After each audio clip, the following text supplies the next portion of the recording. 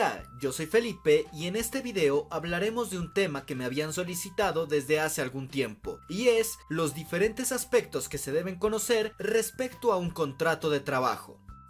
Este tema es de interés general, pues si eres un empresario, emprendedor o administrador, necesitas saber las regulaciones que rigen en este aspecto para que en un futuro tu empresa no tenga problemas legales que la lleven a procesos costosos.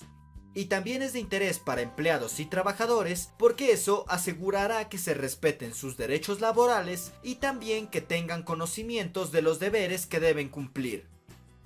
Antes de iniciar, te recuerdo que este video, aunque toma diferentes fuentes que puedes corroborar en la descripción, se apoya principalmente en el Código Sustantivo del Trabajo de Colombia, en los artículos del 22 al 75. Y ya que estoy realizando el video a inicios del año 2020, si estás viendo este video en algún año en el futuro, mires el comentario fijado por si ha habido algún cambio en la normatividad, o comenta cualquier cambio que creas que se haya presentado. Y sin más que agregar, vamos a conocer todo lo que necesitamos saber del contrato de trabajo.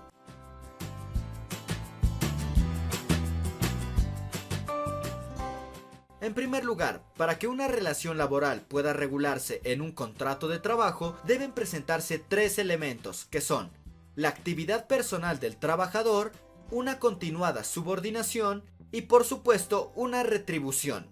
Ya proseguiremos a explicar a detalle estos tres elementos, los cuales también puedes encontrarlos en el artículo 23 del Código Sustantivo del Trabajo. Pero lo que por ahora quiero aclarar es que si alguno de esos tres no se llega a presentar en la relación laboral, entonces dicha relación laboral no podría expresarse en un contrato de trabajo. Pero vamos a conocer cada uno de ellos para que me entiendan mejor. Por actividad personal del trabajador nos referimos a que la persona a quien contratan debe presentar el servicio o desarrollar la actividad personalmente. Es decir, que no puede delegar a otra persona para que lo haga o contratar a alguien más. Por ejemplo, si te contratan a ti para hacer X actividad, tú y solo tú debes hacerla. Si no se cumple esta característica, no puede existir el contrato de trabajo. En lo que respecta a la continuada subordinación, nos referimos a que el trabajador tendrá un jefe inmediato que estará impartiendo órdenes que obviamente el trabajador deberá acatar en todo momento. Aquí cabe hacer la aclaración que la jurisprudencia de la Corte Suprema ha manifestado que la subordinación no es exclusiva del contrato de trabajo y que también se puede presentar en contratos como el de servicios o en contratos comerciales. Esto nos lleva a afirmar que no todo contrato que tenga subordinación es un contrato de trabajo, pero todo contrato de trabajo debe tener continuada subordinación. Y finalmente tenemos la retribución, que es el salario o remuneración que recibe el trabajador como contraprestación por la actividad personal que realiza para quien lo contrató. Es decir, obviamente si alguien trabaja para alguien más, es porque espera recibir un pago a cambio de su labor. Así que si en una relación de trabajo se dan los tres elementos que acabamos de mencionar, podemos afirmar que estamos frente a un contrato de trabajo. Y aun si lo que se hubiera firmado fuera un contrato de servicios, un juez laboral podría declarar que en realidad existe un contrato de trabajo. Pero para que eso ocurra hay que recurrir a la justicia para que ella decida la naturaleza de la relación entre el trabajador y el contratante. Y también lo contrario. Si alguno de esos tres elementos falta, no se puede decir que es un contrato de trabajo.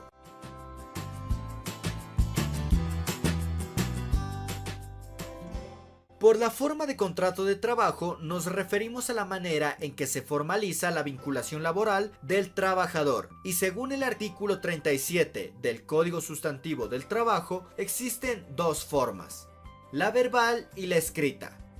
Entonces, nos referimos a un contrato de trabajo verbal cuando no se firmó ningún documento, es decir, que todos los acuerdos son de palabra. En esta forma de contrato no hay documento alguno que sirva como prueba de una cosa u otra, lo cual es una desventaja, pues en caso de que surjan diferencias futuras entre el trabajador y el empleador, probar algo es más complicado.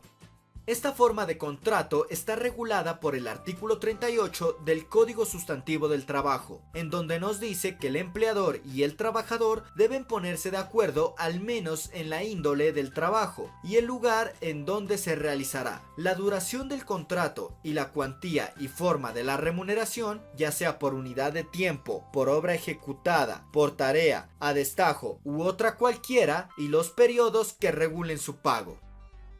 Por su parte, el contrato de trabajo escrito, como su nombre lo indica, plasma todo lo que se acuerde en un documento, que aparte de la firma del trabajador y empleador, no requiere formalidad alguna para su validez, por lo que constituirá prueba por sí sola para cualquiera de las partes.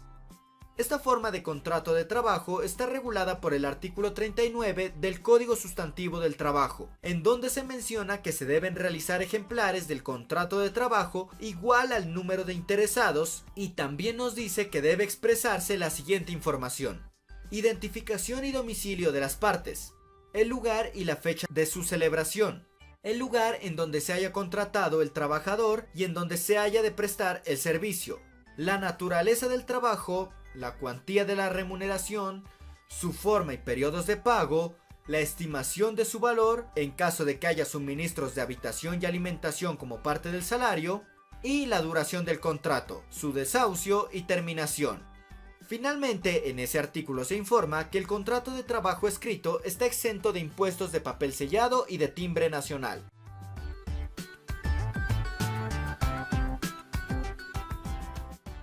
Cuando hablamos de la duración del contrato de trabajo, nos referimos al tiempo en que el trabajador y el empleador mantendrán la relación laboral. Y aunque dicha duración dependa de lo que acuerden las partes, también dependerá de la naturaleza del objeto que da lugar al contrato, y esto podemos encontrarlo en el artículo 45 del Código Sustantivo del Trabajo, que nos dice que puede ser a término fijo, a término indefinido, de obra o labor, y finalmente accidental, ocasional o transitorio. Pero veamos cada uno de estos a detalle para saber a qué se refieren.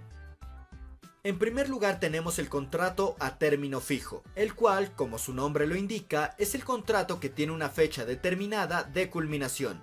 Después de que se firma el contrato de trabajo, se define una fecha en que la relación laboral entre empleador y trabajador terminará. Aunque cabe aclarar que esto no impide que el contrato sea renovado, ya sea formalmente cuando el empleador y trabajador estén de acuerdo, o automáticamente si se cumplen las condiciones legales para ello.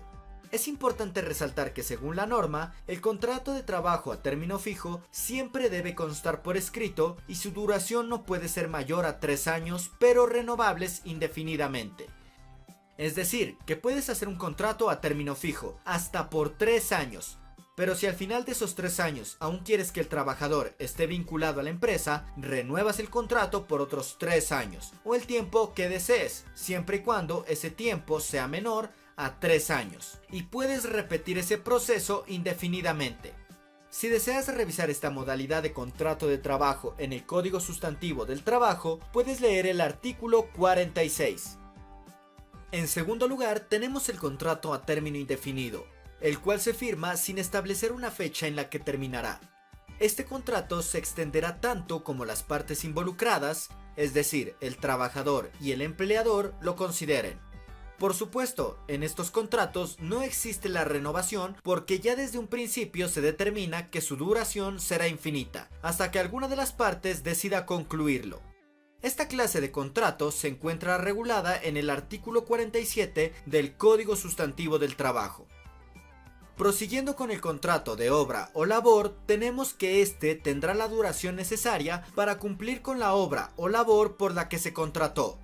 Podemos decir que es una especie de contrato a término fijo, pero en este la terminación no se da por fechas, sino por el tiempo necesario para terminar la obra o labor contratada.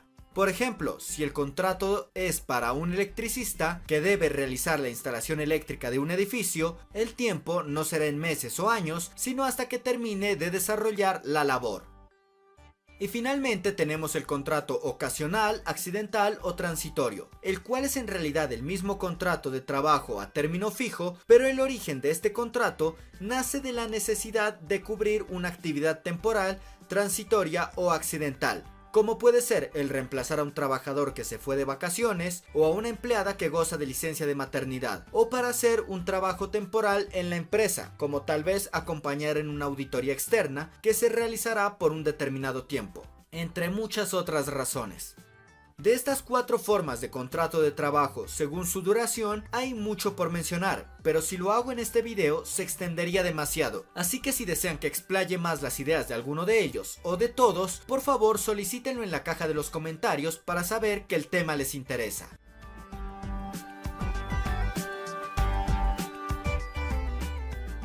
El periodo de prueba es la parte inicial de un contrato de trabajo en el cual cualquiera de las partes puede dar por terminada la relación laboral sin consecuencia alguna, por lo que un trabajador despedido en periodo de prueba no tiene derecho a ser indemnizado, aunque por doctrina jurisprudencial se ha matizado ese hecho y se exige que el despido obedezca a causas objetivas, pero ello habría que probarlo en los tribunales.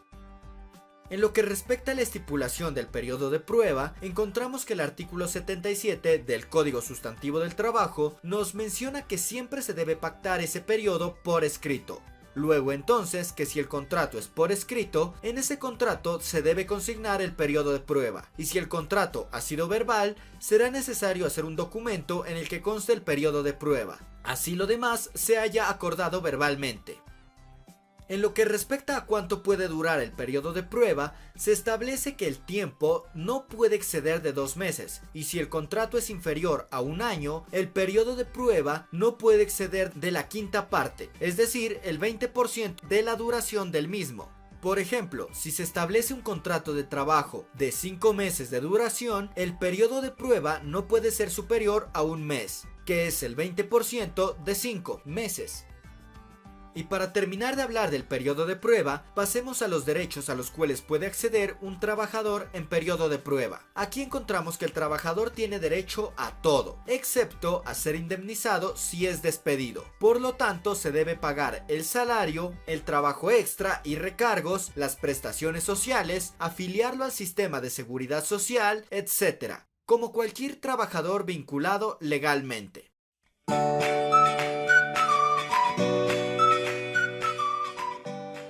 Para concluir este video, o al menos la temática que estamos tratando en él, hablemos de la terminación del contrato de trabajo, ya que como cualquier otro contrato, el contrato de trabajo puede ser terminado, ya sea por pacto expreso entre las partes o por una disposición legal. Aunque básicamente las causas para terminar un contrato las podemos resumir en 3 grupos: causa legal, justa causa y decisión unilateral de cualquiera de las partes sin justa causa. En el artículo 61 del Código Sustantivo del Trabajo se contemplan las que podrían considerarse las causas legales, y estas son: por muerte del trabajador, por mutuo consentimiento, es decir, que las 2 partes se pongan de acuerdo en ello, por expiración del plazo fijo pactado, cuando es un contrato a término fijo y se termina, por terminación de la obra o labor contratada, cuando es un contrato de obra o labor y ésta se termina, por liquidación o clausura definitiva de la empresa o establecimiento, es decir, que la empresa en donde trabajaba deje de funcionar, por suspensión de las actividades por parte del empleador durante más de 120 días, es decir, que la empresa se cierre por más de 120 días consecutivos. En este caso, y en el de la liquidación o clausura de la empresa, el empleador debe avisar al trabajador la fecha exacta en que se suspenderán las actividades. Por sentencia ejecutoriada en contra del trabajador, y si el trabajador tuvo una suspensión del contrato y en cuanto terminaron las causas de la suspensión no regresó. Eso significa que si el contrato de trabajo termina por las causas que acabo de mencionar, el contrato de trabajo termina aunque ninguna de las partes haya incumplido, y por lo tanto no se genera derecho al pago de la indemnización, por cuanto la terminación obedece a una disposición legal y no a una decisión o comportamiento de las partes. También es bastante común que un contrato de trabajo termine por una justa causa, ya sea porque el empleador tenía una justa causa para despedir al trabajador, como también que el trabajador haya tenido una justa causa para renunciar. Las causas justas para terminar el contrato de trabajo se encuentran enlistadas en el artículo 62 del Código Sustantivo del Trabajo.